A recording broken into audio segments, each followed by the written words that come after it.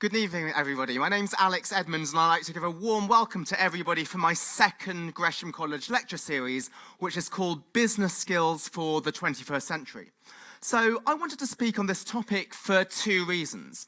The first is the acknowledgement that many of the important skills in business, such as time management or public speaking or critical thinking, simply are not taught much at business school. And the second reason for a series such as this is I wanted to appeal it to people outside of business. So no matter what industry you're in or what career you're in, or even if you're no longer working, hopefully many of the topics that I'm going to be speaking about over the course of these 6 lectures will be relevant to you. Now, you might think it's strange for a professor of finance to speak about something like time management. I don't have a PhD in time management. I don't even know whether one exists. So why am I speaking on a topic like this? Well, it's because I recognize that I myself was deficient in many of the areas that I'll be speaking about over the next 6 lectures, that I decided to seriously study them myself, some of them as many as 20 years ago, and read good books about them and look up the research and learn from people far more learned than myself. So I'm going to acknowledge that many of the ideas that I'm going to share over this lecture series are not my own. They're from people far more learned than me. But in the transcript, which will be available after the lecture and also posted on the website, I will always have references to the original research and the original sources so that you can look this up further if you'd like more information. Now, today's topic, time management in the digital age, I think this is one of the biggest challenges in the 21st century. Now, time management has always been a challenge, but it's a particular challenge nowadays for a number of reasons. Well, number one is work has no clear stopping point. So it used to be, if you were ploughing fields, once you've ploughed the field, you've finished. But here, it could be you're doing a PowerPoint presentation. You can always add additional slides or additional scenarios in your Excel spreadsheet. Similarly, work can be done anywhere. So we think that the idea of remote working is freeing. It frees us from having to be physically present in the office. But a consequence is it means that we're always mentally present in the office, even during evenings and weekends. A third is that email is really convenient. It means that we can send information and receive information, but it also means that we can be contacted by almost anybody, even if we're not the relevant person to address his or her question. And finally, there's almost limitless distractions from things such as email, meaning that it's very difficult just to take breaks or to focus on what's truly important.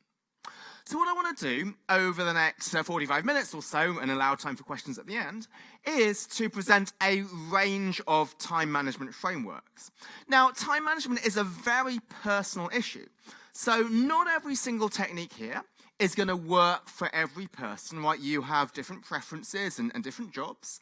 But what I hope is by presenting a range, then maybe there's going to be 2 or 3 which are going to be working particularly for you. And if you do try these, what I'd encourage is to try them for a period of 2 to 3 weeks.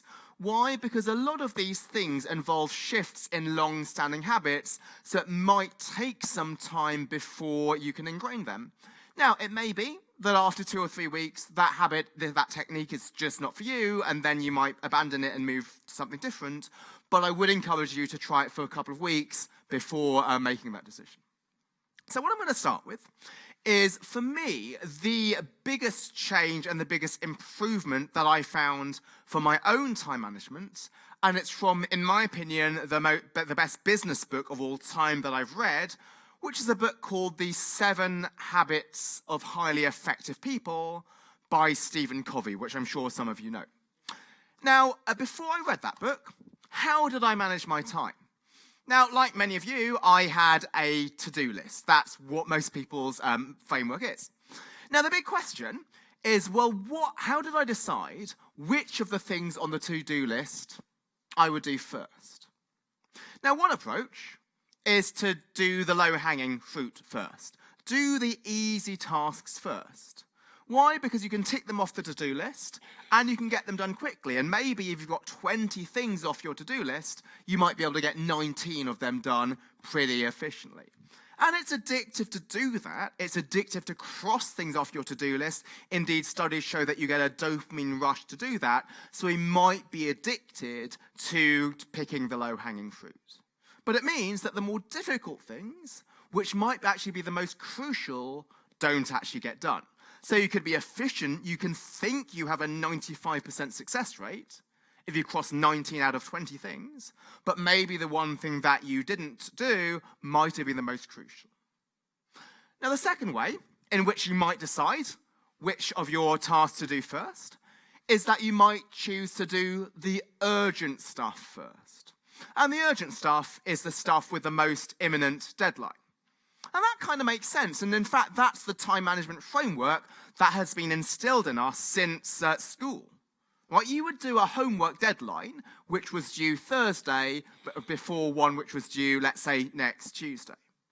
And people are very good at meeting those urgent deadlines, but it may well be that something with a long-term deadline, or with no deadline at all, was actually critical to you, but you're never addressing that because you're spending so much time firefighting. So, what transformed me about the Covey framework is he said that instead of stratifying tasks according to what is urgent and what is not urgent, instead, we should stratify tasks according to importance. And we should do, critically, the important stuff first, even if it's not urgent. So it's a no-brainer that urgent and important stuff should be done. But here's the time management challenge. There are things which are important, but which are not urgent, and those are the things that often get deprioritized. And critically, they will often get deprioritized in favor of things that are urgent but not important because we're addicted to meeting deadlines. Because that is the true time management challenge. Right, most of us can meet deadlines. Even when we were immature and at school, we were good at meeting homework deadlines. We can always cram something and do something just to hit a deadline. But the real challenge is how to find time for things which are important, even if they are not urgent. Now you might think, well, that's all well and good, but how do we put this into practice? And so one critical thing is to think about, well, how do we actually stratify what's important versus what's not important? Can I give some examples? And so I think one useful framework that I've learnt is to stratify things into tasks that you want to do and tasks that you have to do. Now, the things that you have to do are things that if you don't do them, somebody else will bring it to your attention. For example, one important thing is to serve an existing client. So maybe if there's a valuation that you're doing for a client, if you don't do that, then she will ask for it if you've not delivered it by your intended delivery date. And so that is clearly urgent because if you don't do it, somebody's going to hold you accountable. But what about something which is not urgent but still important? Well, those are things that you want to do. The things that you want to do versus the things that you have to do are things that are internally driven, where if there is no negative consequence, so if you don't do them, there will be no immediate negative consequence. For example, that might be developing a new client relationship. So if you don't bother to try to develop a new client relationship, there won't be an immediate consequence because you don't have that client yet. There won't be anybody to hold you accountable for not building a relationship with them. And that also applies to learning a new topic or skill. It might be, well, let me think about the implications of artificial intelligence for my business. Again, if you don't spend time doing that, then there's not going to be an immediate consequence. And what I really like about the Covey framework is that we can apply time management not only to work, but also our lives outside of work, because in reality, why are we so busy? It's often not work, but other things. So another important thing might be, I'd like to run a 10K next year. Now again, nobody's holding you accountable. If you don't do that, there will be no negative consequences. Why? Because that is internally driven. And so the punchline here is we need to prioritize the things that are important to us, the things that we truly want to do, where there is no external source, there's no external pressure. So if we don't prioritize them, nobody is going to make us do them. That's why those are things which we need to hold as important and prioritize first. Now, this is linked to an idea that Covey calls the personal mission statement. And let me back up a bit. So what I've shown you is Covey's habit 3 of his 7 habits of highly effective people, which is first things first, time management. But before habit 3, he has habit 2, which is begin with the end in mind. So what he means by that is you cannot talk about time management unless you know what your objectives are to begin with. Just like you would never set off on a journey without knowing your destination, we can't decide where to put our time without deciding, well, what our goals are, what we'd like to achieve. And so what he said is, well, he suggests you put down a personal mission statement about what you'd like to get out of your career or your life. Now, when I first read this, I thought, well, this seems like psychobabble, right? I'm a serious finance person with no emotions, so I don't talk about things like personal mission statements. And so I ignored this, but then I came back to it a few months later, and then I spent half an hour writing down my personal mission statement, and I realized that actually saved me a lot of time in the future because it defined for me what was important and made me realize I was spending a lot of time on things that were not at all important to me. So let me give an example from my own statement, and you can find statements just by Googling Covey personal mission statement, some from famous people and some from ordinary citizens. So mine, I defined it professionally as to use rigorous research to influence the practice of business. So I'm a professor, so the first part about using rigorous research is probably not surprising, but I have a very practical passion, which is to use research not just for it to be published in the top journals and sit in a library, but affect the way that people think, which is why I'm really grateful for this Gresham position to give these lectures to the public.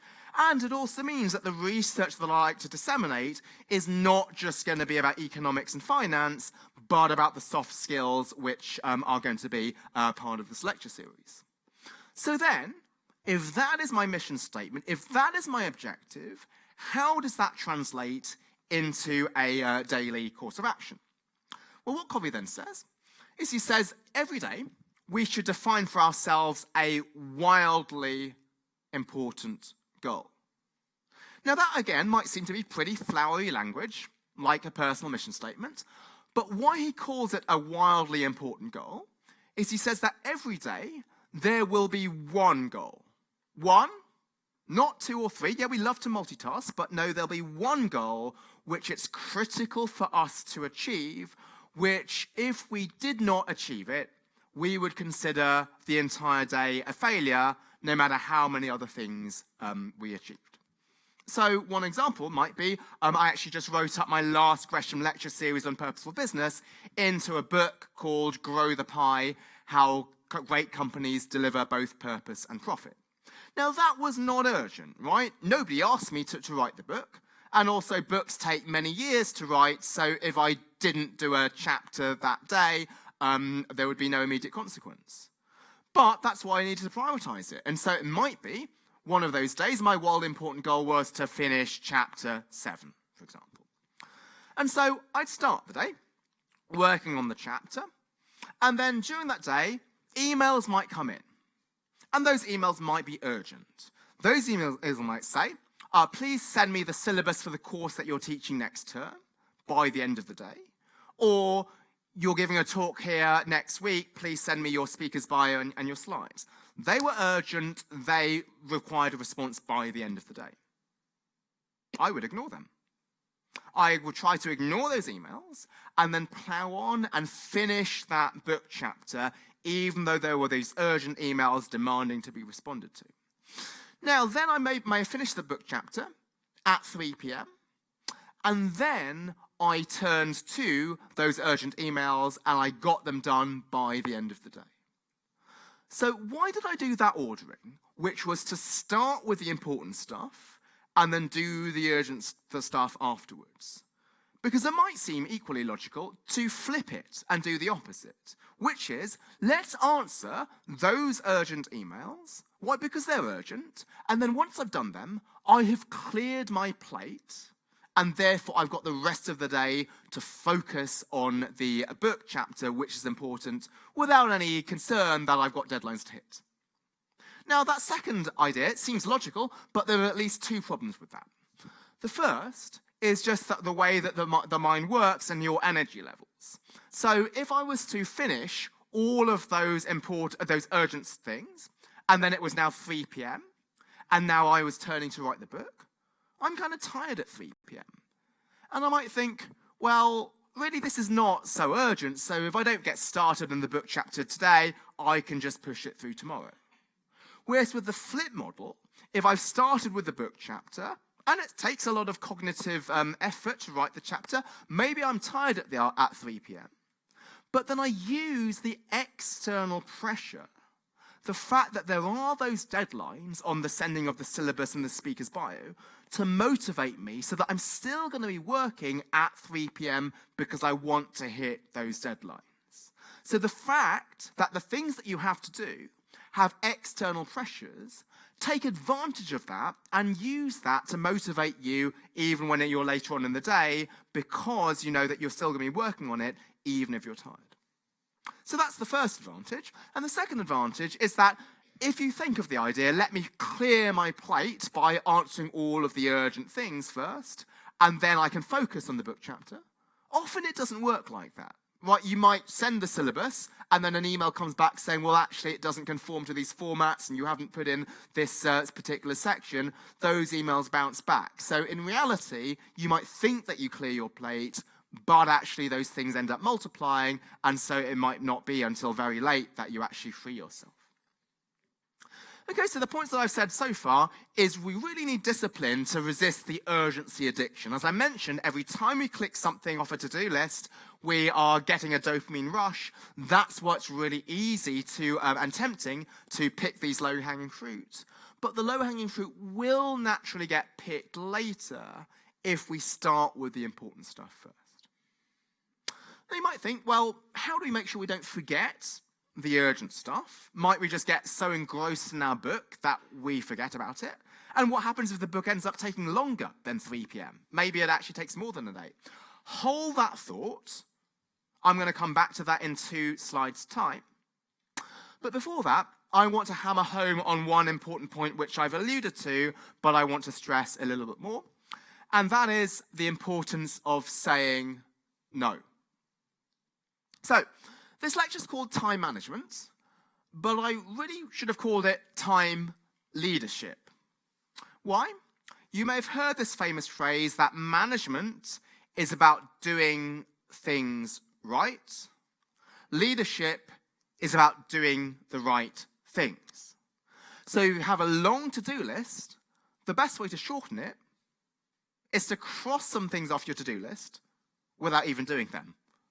Right? Because one of the worst uses of time is to do something well which need not be done at all. And that's why I think something like a personal mission statement is very valuable, because it will highlight to you what is important, particularly if your personal mission statement is brief, and that's something which Covey recommends. Let's go back to my the professional part of my personal mission statement. It was to use rigorous research to influence the practice of business. Now, in the past, I'd get invitations to speak at academic conferences, and sometimes that might be to give a keynote at an academic conference. And that was really tempting and flattering, and I would accept all of those invitations. And I'd spend a lot of my time flying around the world giving these talks, and just get really burnt out from all of that. But then when I realized, well, actually, that is not part of my mission, to use rigorous research to influence the practice of business. Let me devote my limited time to giving lectures to the public or to practitioners rather than just to other academics. Right, the academic community is really important, and it's really important to build that, but there are other academics who are willing to give those keynotes, and so if I don't do that, right, there's other people who can address that concern. You are not here to solve all of the world's problems, instead to focus on the ones which are most in tune with your sweet spot and your particular skills. Now, I mentioned that was the professional part of my personal mission statement.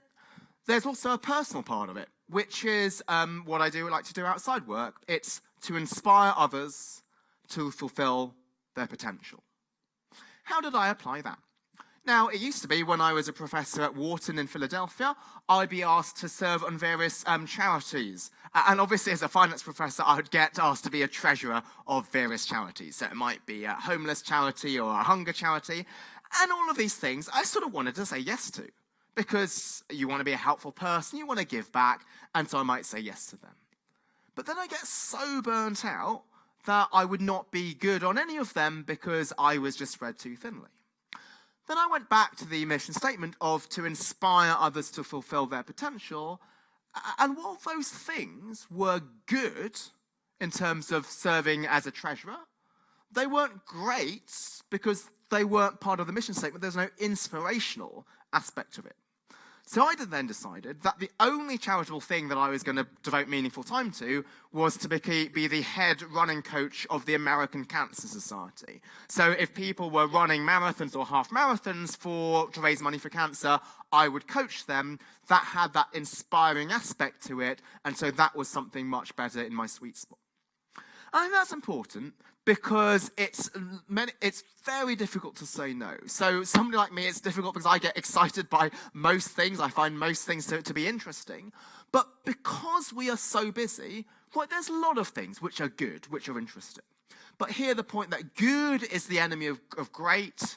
If we accept a lot of good things, which sound good but are not in our sweet spot, then we're actually not spending time with the great things. So there's a talk by Derek Sivers who says there's no more yes. It's either hell yeah or no. So why he says this is that we've got so many demands in our time that if something is a moderate yes, an 8 out of 10 task for us, that's not good enough. Only the 9s and 10s should we be doing. Only the hell yeahs are really important. I've also heard of this being known as the Spice Girls strategy. So if you know the lyrics of the song, it's not what you want, but what you really, really want. So we want to spend our time on those things because there's so many things that we would like to do. Only the things which are in the sweet spot are important. One podcast I listen to, which I recommend, is by Craig Gresham on leadership. He has the phrase, to do things that no one else is doing, you have to not do things that everyone else is doing. So if I'm going to be able to learn, say, mental and physical wellness to give the Gresham lecture in a couple of months' time on that, and read up on the neuroscience of exercise, I need to take time away from giving these academic conferences to say no to these other things. And one final point before I move on to the analogy is what I learned to be the next Tuesday rule. So often we will accept advance commitments. Let's say I might accept a commitment to speak somewhere next March, thinking my calendar is free next March. However, a good idea is the next Tuesday rule, which is to ask ourselves, would we accept that invitation if we had to do it next Tuesday? Now, why is that useful? Because most likely, your next Tuesday probably is busy, right? Many people here are busy. It's going to be full. Now, if I was to project myself to March, yes, it looks that my diary is clear at the moment, but fast forwarding to 1 week before the talk that I'm going to accept in March, I'm probably going to be just as busy then as I am now. So this idea of thinking, well, if I was to do it next Tuesday, would I still want to do it? And if my answer was no, because I'm busy with other things, then probably I shouldn't accept it in March either. I mentioned there was one analogy at the bottom of the page, and if you're reading it, you might think, what does this have to do with anything? I'm talking about catching monkeys. So bear with me while I explain this. So let's say you're in a foreign country and you want to catch a monkey. What would you do? So what you can do is you can take a coconut, you can drill a hole into the coconut, and you can pour some sweet, sticky rice into the coconut. So the monkey smells the sticky rice, the monkey comes along, and the monkey puts his hand into the coconut and grabs the sticky rice. But you've been kind of cunning here, because you've made the hole so small that the palm can go in, but the fist, once he's grabbed the rice, cannot get out. So the monkey is trapped, and the hunter comes and collects the monkey. But the monkey is not trapped. The monkey could have chosen to let go of that sticky rice and to walk away. So the monkey had chosen to be trapped. So the question for myself when I first heard this analogy is, what is your sticky rice? What are the things that you're grabbing and holding on to which are actually constraining you and meaning that you're so busy and so stressed, which you could actually choose to get rid of? And for me, there were many things that were my sticky rice. It was accepting any volunteer opportunity with all of these charities. I thought that I was being a nice person, but in fact, my sticky rice was to be perceived as being a nice person because I was seen as somebody who would take all of those charitable positions. Or it might be, my sticky rice was I was always known to be really responsive to email.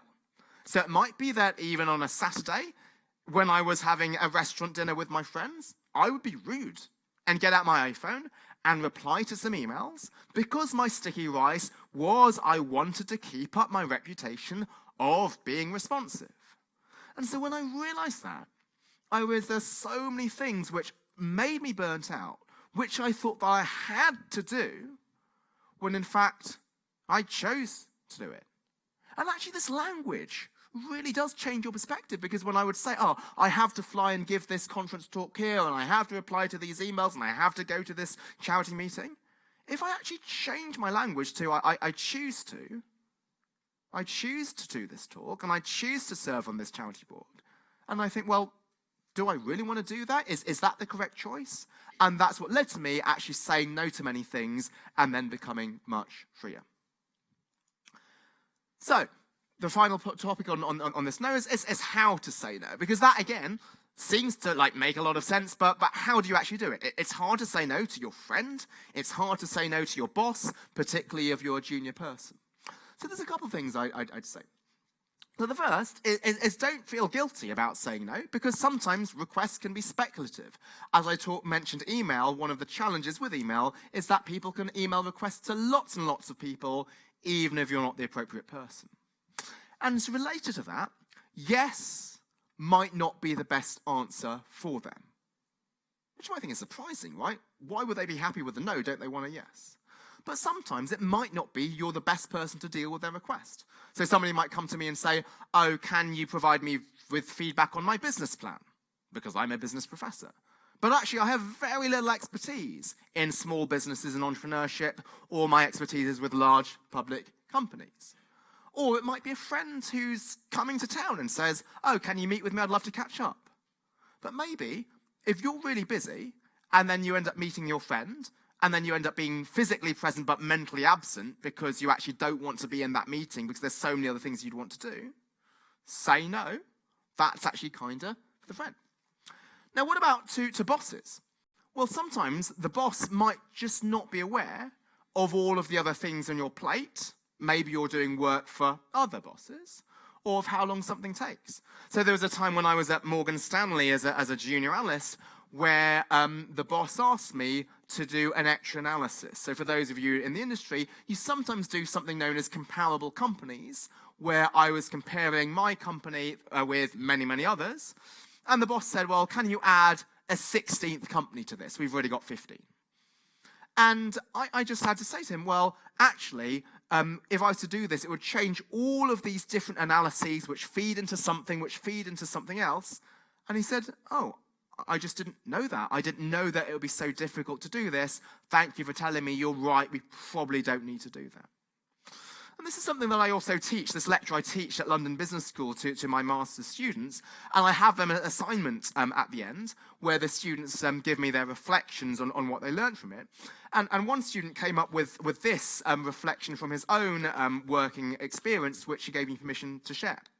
And why I'm sharing this is this tries to get around the perception that you can never say no because you're in a hierarchical structure. The boss wants you to always say yes.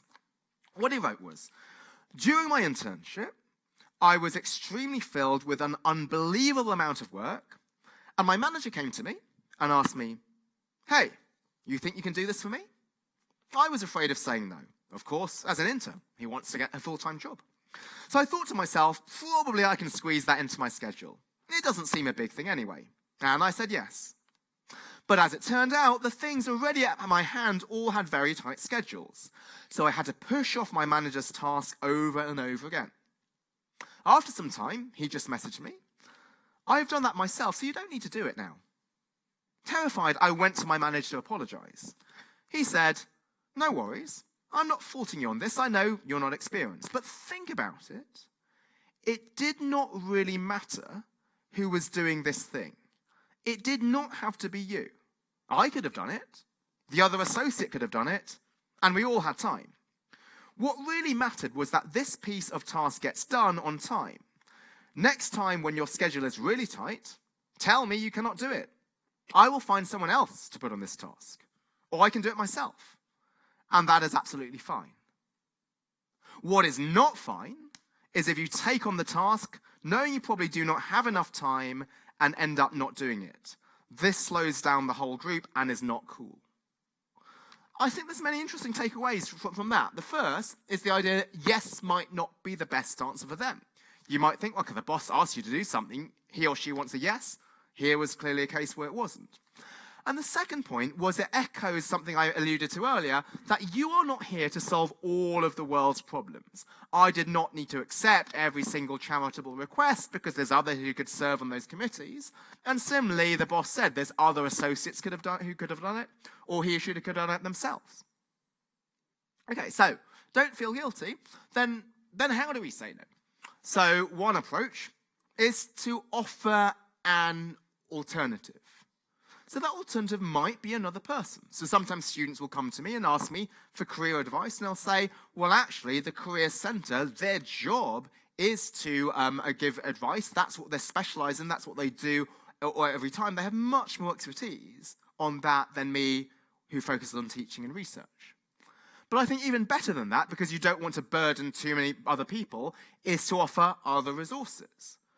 So I get sometimes asked, can I have a meeting to talk about your research? And I say, thank you very much for your interest in my research. I really appreciate it. What I've done, though, is I've tried to make my research already accessible to the general public with, say, the Gresham lecture series of last year. Here are the videos, and if you don't have time to read the videos, here are the transcripts. And so those other resources are useful. And the final thing is just to keep the response short and sweet. So if you over-respond, that implies that you might not be confident about your reason, and sometimes your reasons can be challenged, especially your weakest argument. So here is something that I got, maybe a slide is missing, but on the slide it said that the following, it's from a book called The Life-Changing Power of No by Laura Tong. And it was about somebody asking you to meet up for a drink. And I'm trying to remember it because it's just not on the slide, and I apologize. It said, well, thank you very much for the invitation. I'm afraid it's really, I have to be protective of my own downtime. You know how it is to get an hour for yourself. So I'm afraid I can't accept this offer, but I appreciate you asking. And that's just a respectful way, just to say no. And so it's not about the person, but I'm just protective of my own downtime. That's a policy that I'm having, and it's not specific to you, the person who's asking me. Okay, so we've done the how to say no. Now let me go back to something that I alluded to earlier, but said wait 2 slides time before I finish it. And that's the idea of making sure that we still do the urgent stuff. So let me back up and give you a reminder of where we were. I said, start with the important. That might be writing my book chapter. And then if you get urgent requests, just ignore them and do them at the end of the day when you have finished the important thing. Okay, that all works well if things go to plan and you finish the book chapter by 3 p.m. But in reality, things don't go to plan. And sometimes urgent things happen which are unexpected. So here is a framework that I learned from, I think it was a book called Getting Things Done by David Allen about filing away tasks. So what he suggests is that when emails come in, you should file them away into subfolders which are called maybe today or this week. So if I had an email which was urgent, I needed to reply to that by the end of the day, I would file it into the subfolder called today. So why do I want to do that? Well, you might think, well, why don't I just keep it in my inbox and then just reply to that at the end of the day when I finish the book chapter? Well, the problem is that when it's in your inbox, it just distracts your attention. You are always seeing it in your inbox every time you go to Outlook, and you always have in the back of your mind, I need to make sure that I reply to it today. And that takes mental energy. We often think about time management, but there's also the concept of bandwidth management, and there's a book about that which I refer to in the transcript. And indeed, there was a famous study which does the following. It gives some people some cookies in front of them, and it tells the students, don't eat the cookies. And then it gets the students to do some difficult problems. And they don't do well on those problems. Then there's a control group where you're giving them radishes, and you tell them, don't eat those radishes. And then you give them the problems, and they're able to do the problems fine. And so here's the problem, here's the challenge, is that the mental energy that it takes for you not to eat the cookies means that you can't solve the problems. And similarly here, the mental energy it takes for you to resist replying to that email. Remember, replying to emails is addictive. It gives you a dopamine rush. That means that when you're trying to do the important thing, like the book chapter, you're not going to finish it. So if you put it into the Today subfolder, it's out of sight, it's out of mind, and because you know it's in your Today folder, you know that you are going to get it done on that day because you're going to come back to it. And so then what I might do is that at 3 p.m, or it might change, maybe it might be 2 p.m. if I know that I've got lots of things in my Today folder, I will go to that folder, maybe even if I haven't finished the book, and then start going through all of the things that I need to do by the end of the day. Because it's in that folder, I'm not going to forget about it, I start clearing that out later on. And you can experiment with this and have variations. You can have a this week folder. Maybe some of you work in really high-stress careers where you can't even wait until the end of the day. But you could have a subfolder called This Morning, where you start going through that at 10:30 a.m. And that will still buy you 9 to 10:30, a good 90 minutes of work. Right? How often do we get 90 minutes to focus on one thing? Quite rarely. But you can focus on that for 90 minutes before getting to the This Morning folder. Now, the one tip that I would say, if you were to implement this, is to be very stringent upon what you would put in your Today folder versus the This Week folder. So the Today folder should have things which absolutely need to be done today. I would sometimes have wishful thinking. I would put some urgent things due today, and then other things which I didn't need to do until the end of the week, but I hoped I would do today. And so when I went to the Today folder at 3 p.m. or whatever, I'd realize I don't actually need to do all of them. So I do the truly urgent stuff, but keep some stuff in the Today folder because I was tired and actually I didn't need to do it by the end of the day. But that's a really bad habit because this only works if you get into the habit of always knowing that you need to clear the Today folder at the end of each day. So the better thing is if there is something which isn't that urgent, put it in the This Week folder.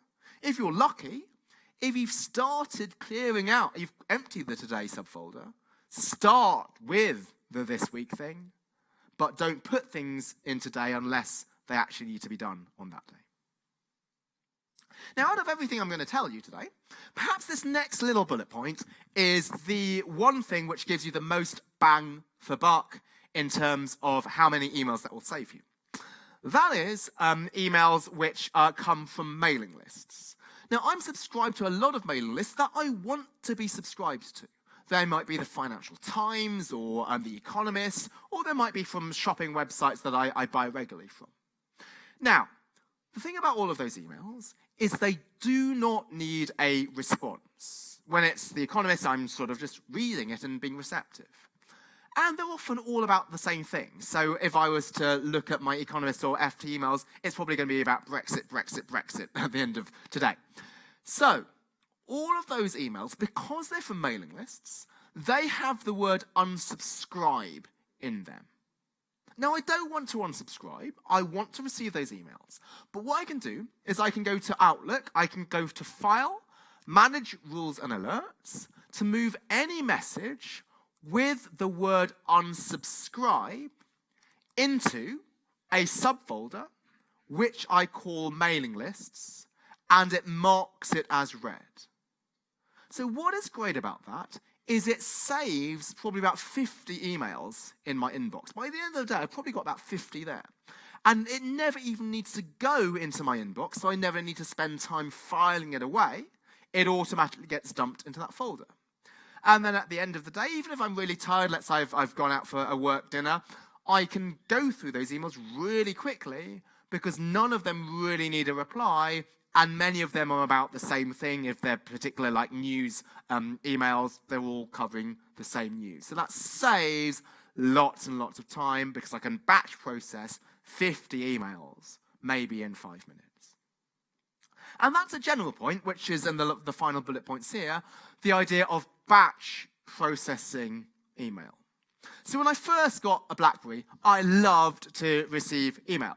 And so I used to have the vibration that I would get every time I got a new email. So it'd be I work on something, a new email comes in, I'd reply to the email because I was clinging onto my sticky rice of being known to be responsive. Then I go back to my work, another email comes in, reply to that, go back to work. But there are studies quoted in the transcript showing that when you do that, you lose a lot of time switching from task to task. Because when you switch gears back, you've forgotten where you were, the flow that you're in, and so that's very unproductive. So instead, a much better approach is to work offline and batch process email.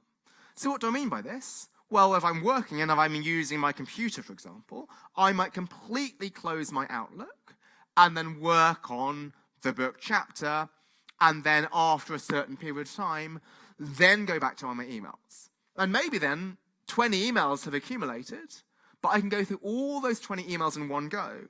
That's much better than interrupting myself 20 individual times. And that's particularly powerful when I use an internet blocker. So I use a program called Freedom, which blocks the internet for a pre-specified period. So let's say 25 minutes to be conservative. So why is it good to do that? You might think, well, why don't I just block the internet, not check my email until I finish this task? Well, sometimes the task might be open-ended. It might take you 1.5 hours to write your covering letter for a job application. And the human mind can't focus for 1.5 hours often. Whereas if there is a finite end period, let's say 25 minutes, you can focus for that time. Let me use an analogy. So, for example, let's say your personal trainer asks you to do a plank. Hopefully, she won't ask you to do it for 25 minutes. That would be quite cruel. But let's say she asks you to do it for 1 minute. Now, after 50 seconds, you're probably really feeling it, but you know that there's the end point, and you can probably last those final 10 seconds. Whereas if she said, hold a plank until I tell you to stop, that is open-ended, and you're probably going to give up much earlier than you would do.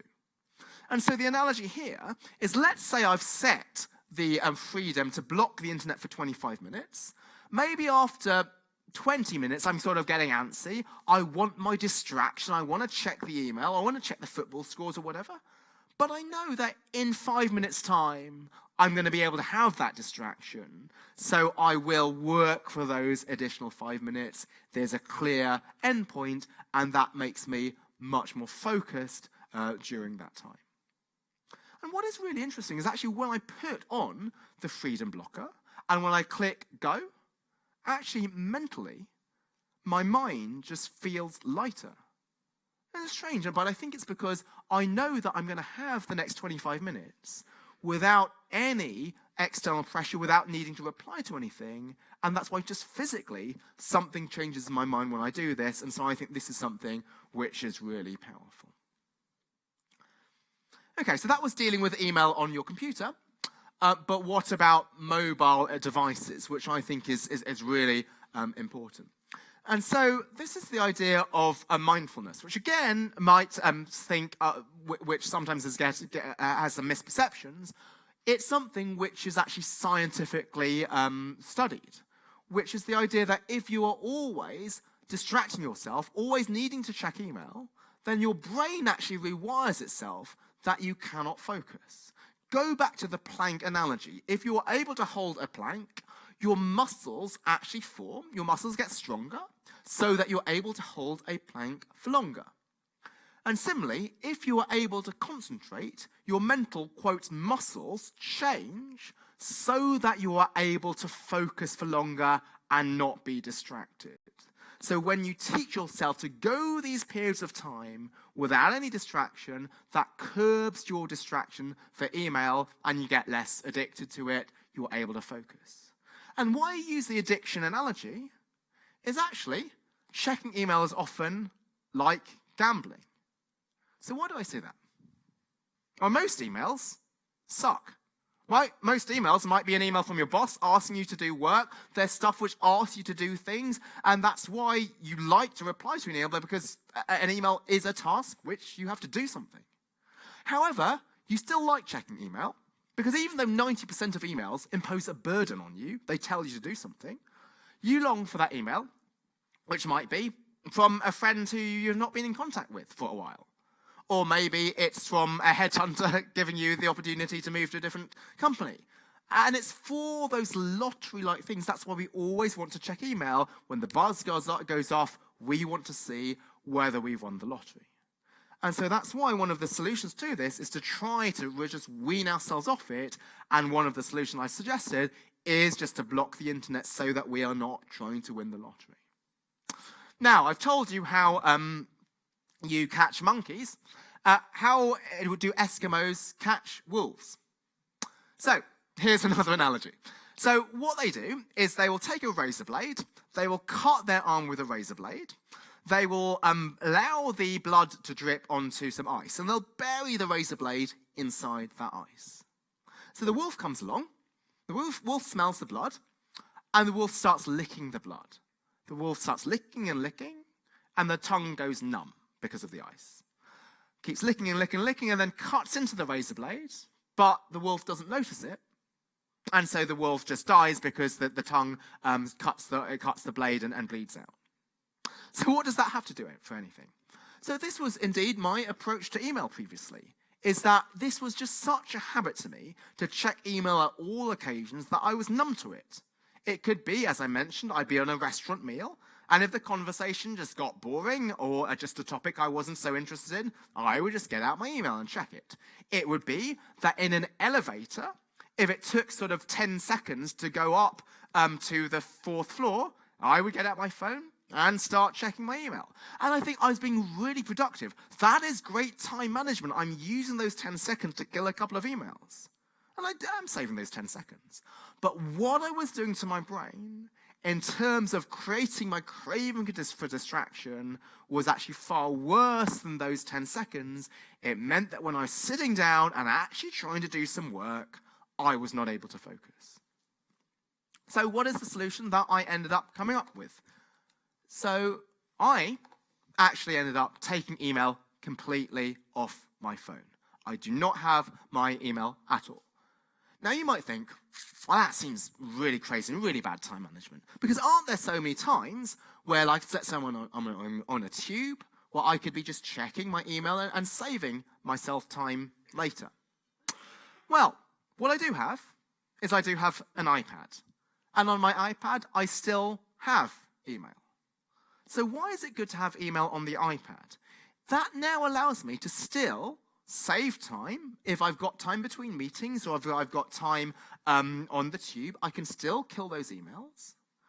But it stops the mindless checking.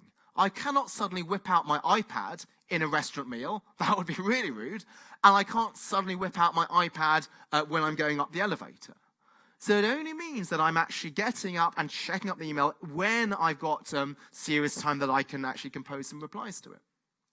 And so this is part of a general idea, which I call a reverse pilot. So what is a pilot? A pilot is if you try something new for the first time, and you see if it works, and if it works, you can continue with it. Now, the reverse pilot is the opposite. Let's stop doing something. And if you stop doing something, and there's no negative consequences, keep stopping doing it. So I thought, well, if I take an email off my phone, I'm going to be just much less responsive and people are going to be angry with me. And maybe I'm going to have so many emails left at the end of the day because I've not checked them in the elevator. But actually realized, well, there's no negative consequences of that. And similarly, what else I removed? I removed LinkedIn and I removed Twitter. Those are things which have good business purposes. I will advertise my Gresham lectures on LinkedIn and Twitter. But I realized that I was also wasting a lot of time on them. But I still have them on my iPad, and so if I've got some serious time, I can still send out the advertisements on the iPad. I want to make sure I allow time for questions, so let me see how I'm going to manage my time for the rest of the lecture well. Let me just go to the final bullet point here. Actually, on the reverse pilot, and again, we can think about this in other ways, not just stopping email, but anything else which is causing you to hold on to the sticky rice. Maybe for me it was to stop giving those academic conferences. I might have thought, well, maybe my academic visibility might fall if I stop doing this, but I realized that I can not do those every conference and still my work might be known. So here's the final thing I'm going to mention. So some of you will have heard of Dan Ariely, who's a great behavioral economist. He's written books like Predictably Irrational and given great TED Talks. And we were both speaking at a conference in behavioral economics a couple of years ago, and he talked about how he was doing an experiment to encourage people to save in Kenya. And he ran this experiment. He does field experiments. And there were three things that he offered as interventions. Number one was at the end of the year, at the end of the month, he would boost your savings by 20%. Number two is he would send he'd send text messages signed by the person's children to remind them to save. It might be, dear mummy or dear daddy, please make sure that you save this week so that I can go to college. Signed, the name of the kids. The third was he gave you a coin, and you, at the end of the day, you had to scratch either yes or no, according to whether you'd saved or not. So he asked us, which of those three methodologies did we think was most effective? And most people thought one or two. Right, the economists thought 20%, that's a huge incentive. The ones with a heart would have thought that the emails from the text from the children would have the effect. But actually the answer was number three. And the idea here is that things are really different when you keep score. That's why things such as Fitbits and tracking 10,000 steps, that affects people's behavior. Even though there's no financial consequences of it, you're the only person who sees your steps. And similarly, to running on a treadmill or rowing on the row machine, you're going to be working much harder if you can see the distance than if you couldn't. So what he suggests is for some of these things to instill good habits is the idea of keeping score.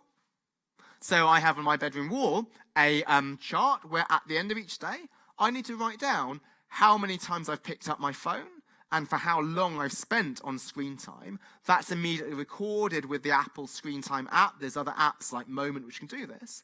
And that does change my behavior, right? It sort of makes me stop and decide not to take up my phone mindlessly, because I know that if I do, I'm going to have to write down a really bad number at the end, in the same way that people with a Fitbit might think, well, let me do these extra steps so I can hit my 10,000 target.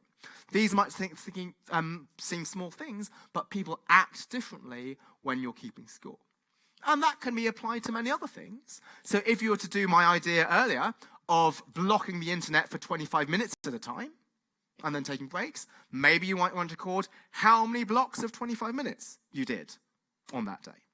Or maybe, I'm previewing some of my later talks, let's say implementing an exercise schedule, then it might be that you're just going to tick or cross whether you exercised on that particular day. So there's many more things that I didn't have time for today on group time management. These are covered in the transcript. But let me just pause here and thank everyone for their attention and just invite questions. And the questions can indeed be skeptical ones. If you think, well, does this indeed work? What are the problems with this? Or are there other things that you hope that I would have covered that I didn't? I'd love to hear your questions.